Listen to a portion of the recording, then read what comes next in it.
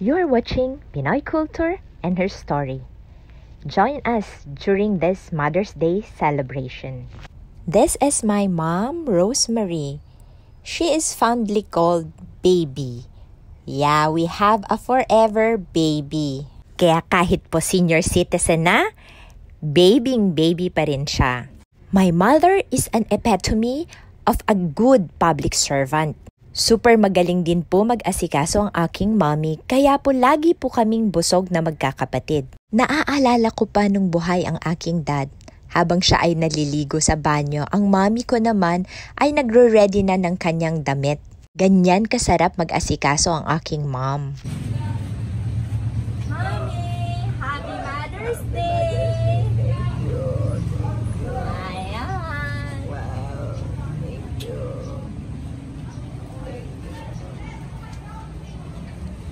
Ambang naman.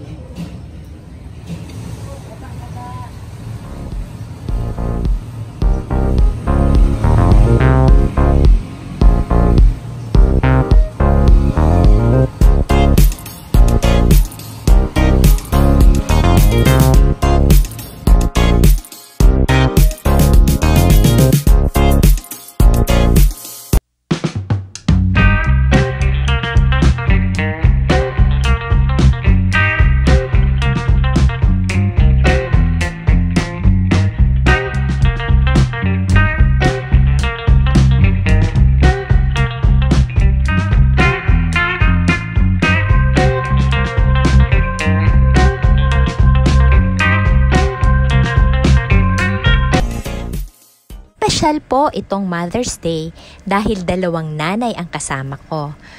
Ang aking biological mom, si Mommy, at ang aking yaya na si Mama Karing. 1976, ipinagbubuntis pa lamang ako ni Mommy na andyan na sa amin si Mama Karing.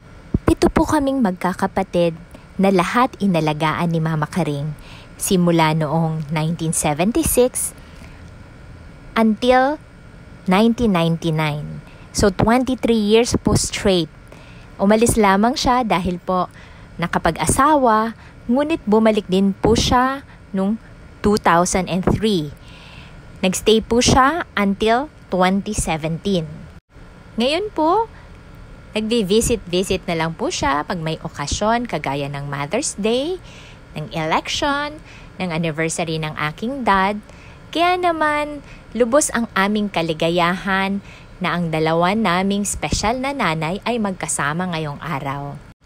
Happy Mother's Day po sa lahat ng magigiting na nanay sa buong mundo at syempre pa sa mga single dad na tumataguyod sa kani-kanilang pamilya.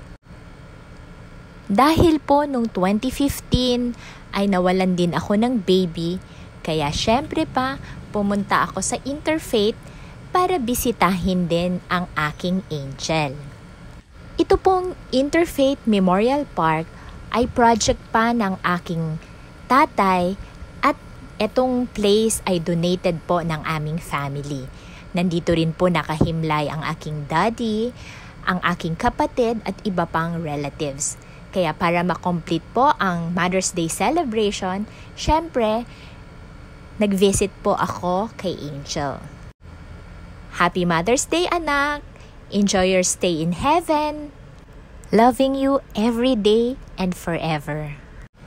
Si Angel po at Tita Dayan ay magkalaro na po ngayon sa heaven. Si Dayan po ay ang aming bunsong kapatid. She is also special. Kaya magkasama na po sila ngayon sa heaven. At binisita rin po namin siya kasi ang kanyang himlayan ay within the park. Thank you for watching Pinoy Culture and Her Story. Until next episode, don't forget to like, subscribe, and share.